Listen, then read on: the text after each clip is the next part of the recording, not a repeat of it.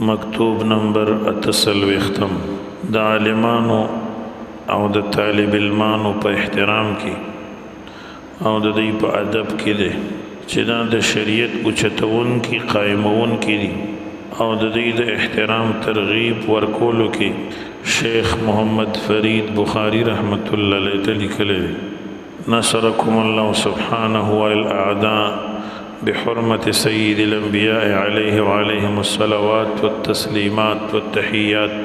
الله تعالی دی تاسو ته د نبی علیہ السلام په توفیل باندې په دشمنانو باندې فتح درکړي ستاسو خط چې کوم ماته را لېږلی شوی هغه ما وکتل تاسو د مولانا محمد قلیج په خط کې لیکلي چې هغه دیني طالب علمانو ته صوفیانو ته څه خرچ را لېږلی دی د صوفیانو د پاسه د طالبانو د دین د طالبانو ذکر مخکې کول ستاسو د بلند همت په نظر کې ډېر ښه معلومیږي او د دې ضمن موافق الظاهر عنوان الباطن ظاهر د باطن یو نمونه ده امید دی چې ستاسو باطن شریف کې بم د طالب علمانو د بزرگ جماعت په صوفیانو باندې مقدم کول داسې ظاهریږي ځکه چې کل اناء یترشح بما فیه هر لوښ کې چې سوي اتر اساسي طالب علمان مخکې کول پکار دي او د دې مخکې کولو کې ځکه چې دا د شریعت ترویج کوي د دین مسائل یادوي او حاملین د دین دي او د نبی علیہ السلام دین په دی باندې قائم دی د قیامت په ورځ چې د شریعت په باره کې تپوس وشي او د تصوف باره کې څه تپوس نه کېږي د قیامت په ورځ به د دینی مسایلو تپوس کېږي د احکامو تپوس به کېږي د اعمالو د تصوف تپوس نه کېږي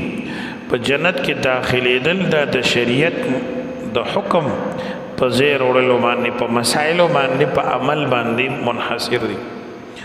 انبیاء علیهم السلام په ټولو مخلوقاتو کې بهتر خلق دي هغه انسانیت ته شریعت ښودلی دی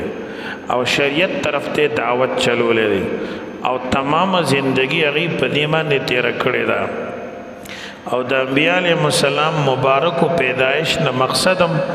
احکام د شریعت خلکو ته رسول دي نو دا ډېر اوچته نیکي ده چې خلکو ته د شریعت مسائل وښودلی شي د شریعت احکام وښودلی شي او د شریعت احکام را ژوندي کړی شي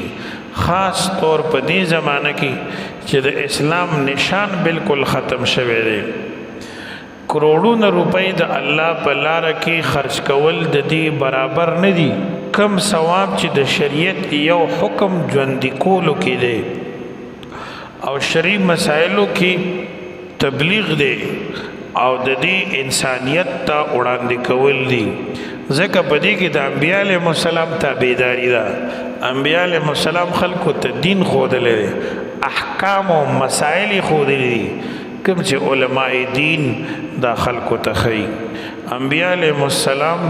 د انسانانو اصلاح کړې ده په شرعي طریقه باندې او د شریعت د لارې نه او عالمانو شریعت ویلی دی او د شریعت احکام خلکو ته ښیي دې وجه نه دوی د انبیاء علیهم السلام په تابعدارۍ کې دي او په دې فعل کې د انبیاء علیهم السلام سره شریک دي او دا خبره هم ثابته شوه چې د ټولو نه لوی ثواب دی خلکو ته ورکولی کېږي کروڑونه روپۍ خرج کول د دې خلکو نه نورو خلکو ته اسانه ده انبیاء علیهم السلام چا باندې کروڑونه روپۍ نه دي لګولي بلکې احکام یې ښودلي دي معلمینو د دین مسایل یې را ژوندي کړي دي او د شریعت په ځای وړلو کې د نفس کمال مخالفت دی شرعي حکم چې ته ژوندی کې دې سره نفس ته ډېر زور ورځي ځکه چې شریعت د نفس نه خلاف راغلی دی الله چې کوم شریعت را لېږلی دی کوم قانوني را لېږلی دی دا د نفس نه خلاف دی او مال لګولو کې خوړه خوشحالېږي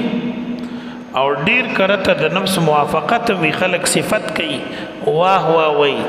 او مینه وسره خلق لري بیا